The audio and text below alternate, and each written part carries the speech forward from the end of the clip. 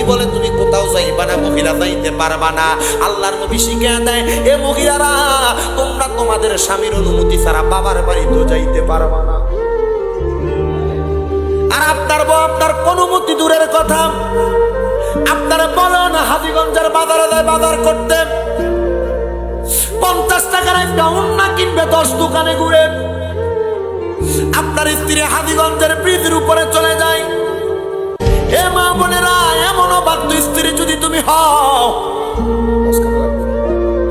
আপনারা যদি এমন অবাধ্য স্ত্রী হন, আল্লাহর কসম মা জান্নাত জান্নাত পাবেন না। মহিলা যারা স্বামীর কথার উপর দিয়া জামাইরে ধমক দাও, এ মহিলারা স্বামীর কথা যারা শোনো না, আল্লাহর কসম মনে রাখবা, এই স্বামীর অবাধ্য হওয়ার কারণে, স্বামীর অবাধ্য হওয়ার কারণে তোমার জান্নাতে যাওয়া বন্ধ হয়ে যাবে। মাঝে মাঝে আমার অনেক প্রবাসীরা বিদেশ থেকে কল দেয়, হুজুর আমি তো বিদেশে আসছি আমার বউ বাচ্চার খাওয়ান কুরাক জোগানোর জন্য, আমার বউরে আমি কত বোঝানো বুঝাই, হুজুর আমার বউ আমার কথা শোনে না। প্রত্যেক সপ্তাহে সপ্তাহে আমার বউ মার্কেটে চলে যায়, হুজুর আমার অনুমতি ছাড়া আমার বউ মার্কেটে যাই, ফুচকা খাইতে যাই, এখানে যাই ওইখানে চলে যায়। আমি জিজ্ঞাসা করলাম, ভাই কেন আপনার কথা শুনবে না? আপনার বউকে আপনি ইসলামী তালিম দেন। হুজুর আমি আমার বউরে যদি নিষেধ করি তুমি ঘর থেকে বাইর হইও না, বাইর হওয়ার পর আইসা আমারে বলে যায়, কিন্তু বাহির হওয়ার আগে আমারে কয় না। হুজুর তারা শাসন করলে সে আমারে বলে তুমি কি আমারে বিশ্বাস করো না? হুজুর কেমনে বিশ্বাস করতাম? জগতের মধ্যে তো এমন অনেক অবস্থা দেখা যায়, স্বামী বিদেশ থাকে, স্বামীর পাঠানোর টাকা দিয়ে বাহিরে দেওয়ারের লগে ভ্যান করে, আসেনিও। ওই প্রবাসী আমারে ডাক দিয়া কই, হুজুর আমার বউ ঘর থেকে বাইর হওয়ার আগে আমারে বলে না, বাইর হয়ে ঘুরে এসে আমার কাছে বলে, আমি বুঝি বারবার তার সঙ্গে রাগারাগি করে সে আমারে, আমি কি তার বিশ্বাস করি না? এমন অনেক প্রবাসীদের অন্তরের মধ্যে ব্যথা, তাদের বউ তাদের কথা শোনে না। এমন অনেক প্রবাসীদের অন্তরে ব্যথা, হুজুর আমার স্ত্রী আমার কথা শোনে না। আমি বলবো মা তুমি তোমার স্বামীর আদেশ মানো। এমন অনেক প্রবাসীরা আমারে মাঝে মাঝে কই, হুজুর আমার বউরে আমি কই ইসলামী শরীয়ত মোতাবেক পর্দা করে চলার জন্য, আমার বউ পর্দা করে না। আমার বউ নরমাল শাড়ি কাপড় পইরা নরমাল 3 পিস পইরা বাজারে মার্কেটে যাই চলে যায়। আমি চিন্তা করলাম, ও মহিলারা শুনে নাও, আল্লাহর নবী কয় আমি তো জাহান্নামের মধ্যে মেরাজে যাওয়ার পরে 3 প্রকারের নারীদেরকে দেখেছি। এক প্রকারের নারীদের পাগুলো উপরের দিকে, মাথার চুলগুলা নিচের দিকে দিয়া এদেরকে আগুনের মধ্যে ঝলসানো সেঙ্গানো হইতাছে। আরেক প্রকার নারী দেখছি তাদের চুলগুলার মধ্যে লটকায়া এদের দেহটাকে আগুনের মধ্যে লটকানো দেওয়া হয়েছে। আরেক প্রকার নারী দেখছি তাদের স্তনগুলার মধ্যে আগুনের গরম রড লাগিয়ে দিয়া তাদেরকে আগুনের মধ্যে ঝলসানো হচ্ছে। ও মায়ার নবী কেন গো? আমার নবী বলে, 1 নাম্বার যে নারীরা দুনিয়ার জমিনের মধ্যে বেপরদাভাবে ঘোরাফেরা করেছে, যে নারীরা কাপড়ের নাম দিয়ে বেহায়াপনা উলঙ্গপনা দেখাইছে, কাপড় পরছে কাপড়ের কাছে দিয়া মাথা দেখা গেছে, পেট দেখা গেছে, কাপড় পরছে পিঠ দেখা গেছে, কাপড় পরছে পাতলা তার শরীর দেখা যায়, বোরকা পরছে এমন এটা পরলে যে কথা না পরলে সেই কথা, টাইট ফিটিং বোরকা। আল্লাহর নবী কয় এমন বেপরদা মহিলাদেরকে মাথাটা নিচের দিকে দিয়া পাগুলা উপরের দিকে তুইলা দিয়া মহিলাটাকে ঝলসানো হচ্ছে আগুনের মধ্যে। নবী আমার ডাক দিয়ে কয়, উম্মত ও উম্মতের দলেরা শুনে নাও, আমি আরেক প্রকার মহিলা দেখছি যাদের চুলগুলার মধ্যে তৈরা তাদের দেহটা ঝলসানো হচ্ছে। আপনারা দেখবেন মাঝে মাঝে অনেক মহিলারা ঘুমটা দেয়, মাথায় ওড়না দেয়, আবার ঘুমটা দেয়, আবার তাদের মধ্যে যখন মেকআপ করে স্কেপ পরে এদের মাথাটা থাকে কপালটা এদিকে, চুলগুলো উপর দিয়া উটের কুচের মতো উঠা থাকে। তাইনি আমি কোন মহিলাদের বিরুদ্ধে বলতেছি না, আমি কোন মহিলাদের বিরুদ্ধে বলতেছি না। ইসলাম মহিলাদেরকে যে সম্মান দিয়েছে অন্য কোন ধর্ম নারীদেরকে এত সম্মান দেয় নাই। কিন্তু নারী তুমি তো তোমার সম্মান রাখতে পারো না, তুমি তো তোমার সম্মান ধরে রাখতে পারতেছ না। আল্লাহর নবী কয় কেন জানো? ওই মহিলার চুলের মধ্যে আটকায়া দেহটাকে ঝলসানো হচ্ছে। নবী আমার কয় এমন মহিলা যারা তাদের কপাল থেকে চুলটাকে ওটের কুচের মতো, ছুটি করে ছুটি ছিলেন আপনারা, এ ছুটির মতো উঁচা করে রাখে যারা, যে মহিলারা আপনাদের চুল আপনি হিসাব করে দেখেন, আপনার ফুতের বউ, আপনার নিজের বউ, আপনার মাইয়া এভাবে চুল বান্ধেনি, কোফা বান্ধে যেটা সেটা আলাদা। কোফা একটা আছে না নর্মালি মাথার লোকে লাইগা থাকে, ওইটা আলাদা, কিন্তু চুলটারে এভাবে উঁচা করে বান্ধে। আল্লাহ ডাক দিয়া কয়, ওই মহিলা জাহান্নামী, যে মহিলার মাথার চুলটাকে সে ওটার কুজের মতো করে বাঁধে, ওচা করে বাঁধে। এবার কই হুজুর এটা তো এই যুগের স্টাইল। আমি কইলাম স্টাইল কবরের ভিতরে ফিরতে ফিরতে বানাইব স্টাইল। তিন প্রকারের নারী, যে মহিলাদের স্তনের মধ্যে আগুনের গরম রড লাগিয়ে দিয়ে পুরানো হবে। নবীজি তারা কারা? আল্লাহর নবী ডাক দিয়া কই, উম্মত যারা পোশাক পরছে তবুও উলঙ্গ, পোশাক পরছে, পোশাক পরছে, নবী তারা কারা? আল্লাহর নবী কয় এরা পোশাক পরছে, এদের দেহের অংশ দেখা গেছে। মাঝে মাঝে দেখবেন কাপড় পরে রাস্তা দিয়ে আইতে যায়, এদের দেখা যায়। আপনি দেখছেন কেমন? আমরা দেখতাম চাই না রাস্তা দিয়ে 800 মিটার সামনে পড়ে। কথা কন না কেন? এমনি পরেনি বোরকা, জামা পোশাক পরে, পোশাকের উপর দিয়ে তার দেহের গঠন বোঝা যায়। কথা বল না কেন? আপনার বউ, আপনার মাইয়া, আপনার নিজের মা বোন, এই কথা বলেন না কেন? মকিমাবাদ এলাকার মা বোন যারা শুনছেন শুনেন, যদি জাহান্নামে না যাইতে চান এখন থেকে আপনার শরীরের পোশাক আপনার দেহে লাগান। আম্মাজান খাদিজাতুল কুবরা আমার নবীর ওসিয়ত করছে, ইয়া রাসূলুল্লাহ আমি যদি মারা যাই আপনি আমাকে রাত্রের বেলা দাফন করবেন। বলে কেন? ইয়া রাসূলুল্লাহ আমি মারা যাওয়ার পর যদি কোনো মানুষ আমার কাফন দেখে বুঝে যে আমার দেহের গঠনটা এটা ছিল, যেন এটা না বুঝতে পারে, এই জন্য আপনি আমার রাতের বেলা দাফন করবেন। আপনার বউরি নিয়ে কাপড় ব্লক করেন, কাপড় ব্লক ফেসবুকের ভিতরে, কাপড় ব্লক নামক ছড়াছড়ি। জামাই বউ কাপড় বেছে, বউয়ে কসমেটিক বেছে, জামাই ভিডিও করে ছাড়ে। বউয়ে কাপড় বেছে, জামাই ভিডিও করে ছাড়ে। বউরি নিয়ে কক্সবাজার ঘুরতে যায়, নদীর মধ্যে বউ ভিজার পর তার জামা দ্বারা তার শরীর দেখা যায়, স্বামী এগুলো ভিডিও করে ছাড়ে। আল্লাহর কসম, এই কাপড় ব্লক নামক বেহায়াপনার কারণে নারীও জাহান্নামে যাবে। যে স্বামী ভিডিও করতেছে ওই স্বামীও দুজকে যাবে। ইসলাম সেটাকে সমর্থন করে। আপনারা যারা আপনাদের বউয়ের ছবি ফেসবুকে দেন, আপনাদের মেয়ের ছবি ফেসবুকে দেন, আপনার মার ছবি ফেসবুকে দেন, আপনার বোনের ছবি ফেসবুকে দেন, মায়ের ছবি ফেসবুকে আপলোড দিয়ে দেয়, দিয়ে বলতেছে আমার মা অসুস্থ, দোয়া করবেন। আপনি যে দোয়া পাইতেন তার দোয়ার চাইতে বেশি বেশি কোন পরিমাণ গুনাহ আপনি পাইতেন। আপনি আপনার বিবাহ করার পর বউয়ের ছবি নিয়ে আপনি ছবি দিয়ে দেন, কোন মেরিট। আপনি আপনার মেয়ে প্রাপ্তবয়স্ক হয়ে গেছে, মেয়ের ছবি ফেসবুকে দিয়ে বলতেছেন আমার মেয়ে ক্লাস 10-এ জিপিএ গোল্ডেন A+ পেয়েছে। জি না, এই মেয়েটাকে ব্যাপারটা করে আপনি বেহায়াপনা করছেন, এই মেয়েকে ব্যাপারটা করার শাস্তি আপনি পাবেন। আর যারা কাপড় ব্লক করেন ফেসবুক সোশ্যাল মিডিয়ায়, আপনাদেরকে বলছি, আপনারা যদি মুসলমান, যারা মুসলমান তাদেরকে বলছি, বিধর্মীদের কথা আমি বাদ দিলাম, যদি মুসলমান হয়ে থাকেন শোনেন, মুসলমানদের দায়িত্ব পর্দা করা ফরজ। পর্দার আইন যারা লঙ্ঘন করে, আল্লাহর কোরআন বলছে ওয়াকরনা ফি বুয়ুতিকুন্না ওয়ালা তাবাররুজনা তাবাররুজাল জাহিলিয়াতিল উলা, তোমরা তোমাদের নারীদেরকে বেপরদাভাবে ঘুরতে দিও না, হ্যাঁ জাহিলিয়া যুগের মহিলাদের মতো বের হতে দিও না।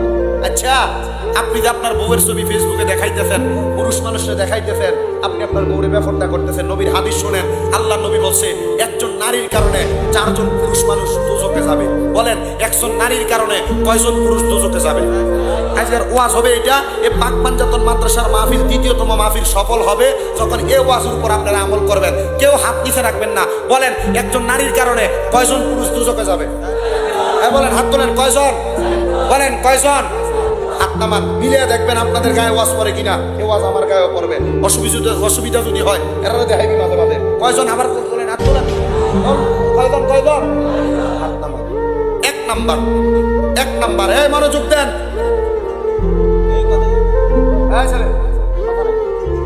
1 নাম্বার, একজন মেয়ের কারণে তার বাবা দোজখে যাবে। জি, কেন একজন মেয়ের কারণে তার বাবা দোজখে যাবে? ওই বাবা তার কন্যাকে জন্ম দেওয়ার পরে যদি ওই বাবা তার মেয়েকে পর্দা না করায়, মেয়েকে যদি উলঙ্গপনা, বেহায়াপনা, পাতলা পাতলা পোশাক পরে রাস্তায় ছেড়ে দেয়, ওই বাবা দুজকি। বলে কেন? মেয়ে বেপরদা থাকার কারণে ফরজ তরক করেছে, মেয়েটা বেপরদার কারণে দুজকে যাবে। মেয়ে ওই বাবাকে বলবে, বাবা আমারে পর্দা করায় নাই। মেয়ে একা যাবে না, আপনি বাপেরে লইয়া যাইব। এবার কার কার মাইয়া আছে হাত তোলেন, হাত তোলেন, কার কার মাইয়া আছে? আপনারা যদি আপনাদের মেয়েদেরকে পর্দা না করান, মেয়ে বেপরদার কারণে দুজকে যাবে, আপনি বাবা যাবেন দুজকে। আপনাদের কি কষ্ট হইতেছে নাকি? ও আজ কি কামে লাগবে মনে হইতেছে? মেয়েকে আর বেপরদা ভাবে ঘুরতে দিবেন? মেয়েতে বেপরদা ভাবে তার নানার বাড়ি মামার বাড়ি যাইতে দিবেন? মেয়েকে বেপরদা ভাবে আর মার্কেট করতে দিবেন?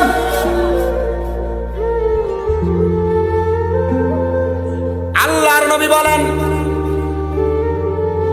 2 নাম্বার, আপনাদের যাদের বোন আছে আপনারা আবার চিন্তা করে দেখেন। নবী আমার বলে, কোন ভাই যদি তার বোনকে পর্দা না করায়, কোন ভাই যদি তার বোনকে পর্দা না করায়, বেপরদা চলার কারণে ওই বোন দোজখের মধ্যে যাবে। ওই বোন একা যাবে না, বলবে আল্লাহ আমার ভাই তো জানতো আমার ভাই আমারে পর্দা করায় নাই, এই জন্য বলবে তুমি তোমার ভাইকে নিয়ে দোজখে যাও। আপনাদের যাদের বোন আছে, আপনারা যদি পর্দা না করান তাহলে আপনারাও দোজখে যাবেন। আপনি আপনার বোনের দেন, আপনার বন্ধুরে চা নাস্তা দেওয়া নেই, বল লাগতো না ভাইয়া ভাইয়া থাক, তারা দাঁড়ায় থাক, তারা দাঁড়ায় থাকলে অসুবিধা নেই, সাইডে দিয়ে দাঁড়াইলে অসুবিধা। হ্যাঁ থাক, আনন্দ তো ভাইয়া বেলা এতে ধরান কে এ হইতে ভাই, আপনি উনি গেছেন কি আপনার বন্ধুরা অবজেকশন আইয়েন থাক না। আমি তো বুঝছি উনি ভালো কাজ করতে গেছে, খারাপ কি ভালো লোক না খারাপ লোক, এটা আপনারা বেলা আপনার চুনার ভাই বাবা জানি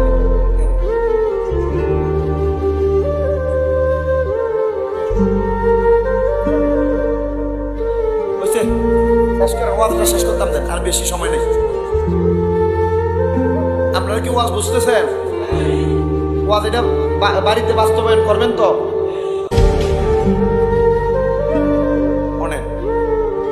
তাহলে কোন ভাই যদি তার বোনরে পর্দা না করায়, ওই ভাই কি জান্নাতি না দুজকি?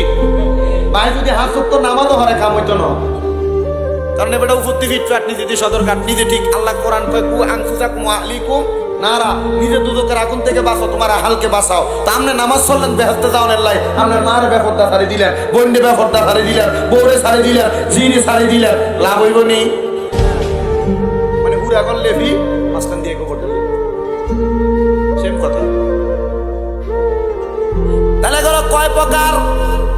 1 নাম্বার বাবা, 2 নাম্বার ভাই, আবার 3 নাম্বার যারা যারা বিয়ে করছেন হাত তোলেন, তোলেন না কা?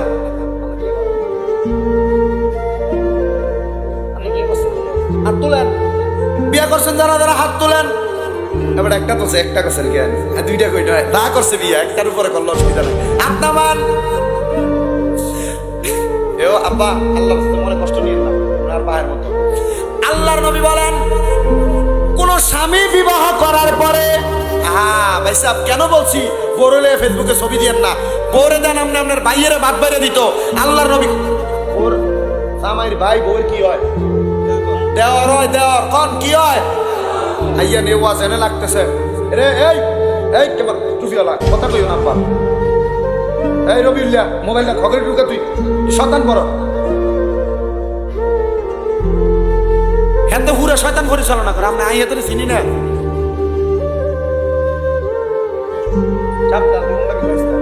আজকে টুফি আনছে না,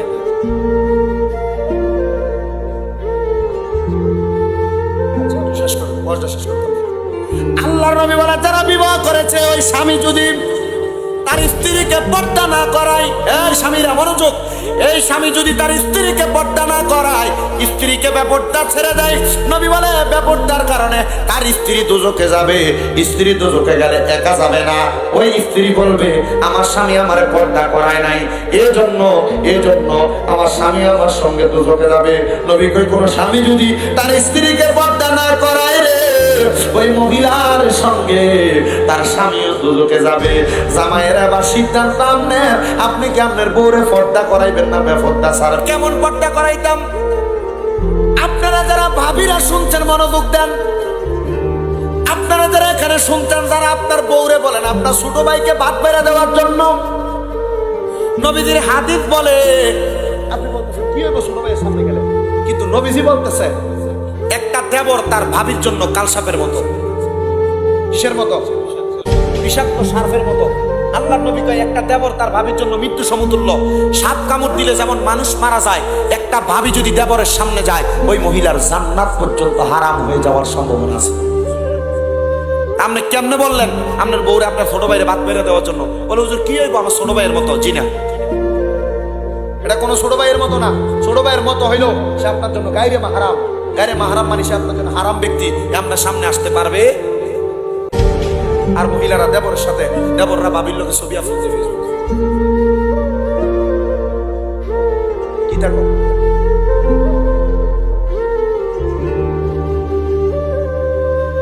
তাইলে আপনারা যারা বিবাহ করছেন আপনাদের বউকে বা ফোট দইতে দিবেন? চিন্তা করতেছে হুজুর আজকে বাইজিয়া দেয় ফর্দার কথা কমো, আর নিজে কমো আমনে কি এর বালা মানুষ।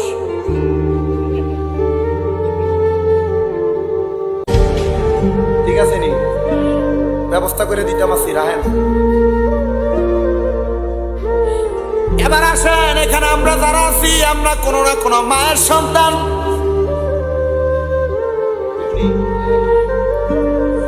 আল্লাহর নবী রহমাতুল লিল আলামিন নবী বলে, উম্মত রে,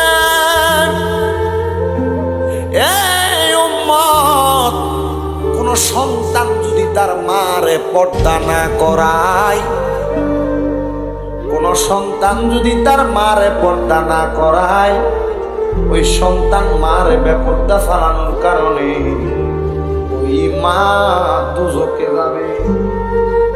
ওই মা একা যাবে না, ওই মা তার সন্তানকে নিয়ে দুজকে যাবে। আপনাদের যাদের মা আছে, আপনার মাদেরকে দেখেন রাস্তার ভিতরে পুরুষদের সাথে কথা বলে। আপনার মা আপনার চাচা জেনার সাথে দাঁড়ায় দাঁড়ায় কথা কয়, কয় না?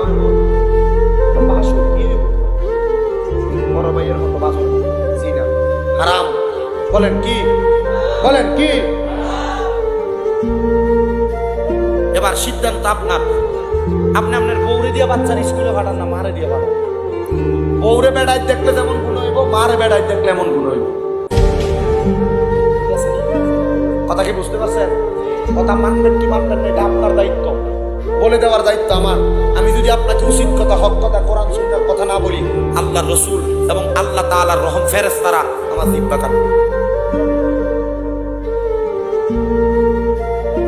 এবার শুনেন মুসলমান, নবীর উম্মতের দল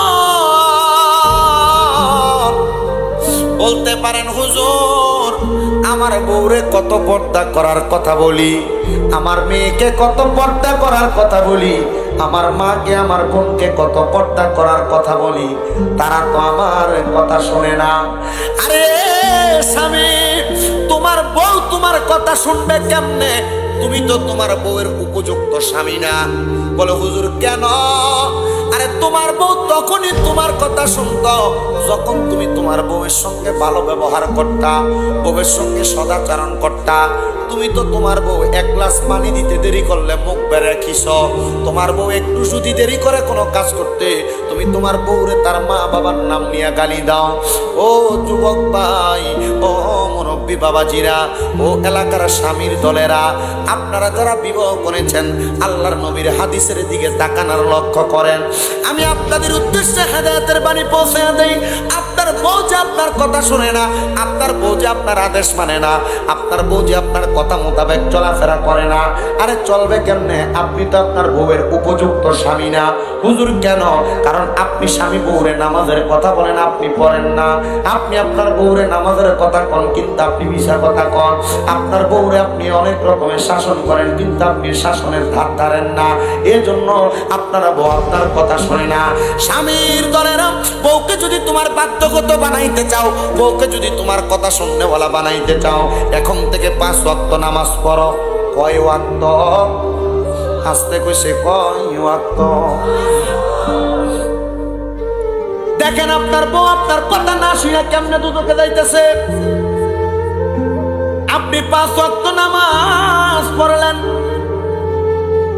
রোজা রাখলেন, হারাম খাইলেন না, আপনি নামাজ পড়লেন, ইবাদত করলেন, বউয়ের সঙ্গে খারাপ আচরণ করলেন না, আপনি আপনার বউরে ভালো ব্যবহার করলেন। আল্লাহর নবী কয় ওই পুরুষটা যদি তাদের স্ত্রীদেরকে পর্দার আদেশ দেয়, বউ যদি না করে, বউরে সৎ পথে চলার আদেশ দেয়, বউ যদি না চলে, ওই স্বামী ইন্তেকাল করার পরে আল্লাহ তাআলা ওই স্বামীটাকে জান্নাতের মধ্যে, একটা বউ তো দুনিয়াতে ঘাউরামি করছে, ওই স্বামীর আল্লাহ 70টা জান্নাতের হুর বিয়া করায় দিব, 70টা হুর দিব খেদমতের জন্য। আবার কেউ কেউ বলে 40টা হুর দিবে। এ কথা যখন আমার নবী বললেন, নবীর দরবারে অনেক মহিলারা পর্দার আড়ালে থাকতেন, মহিলারা কান্না করে আর ডাক নিয়ে কই, ইয়া রাসূলুল্লাহ, নবী গো, ও মায়ার নবী, ও দয়ার নবী, রহমাতুল লিল আলামিন নবীজি, আমরা তো আপনার জামাইরে বড় ভালোবাসি, আপনার জামাই যদি 70টা হুর পায়, নবীজি আমরা কি আমরা জামাইরে পাইতাম না? ওই 70টা হুর বুঝি জান্নাতের ভিতরে আমার জামাইরে ব্যবহার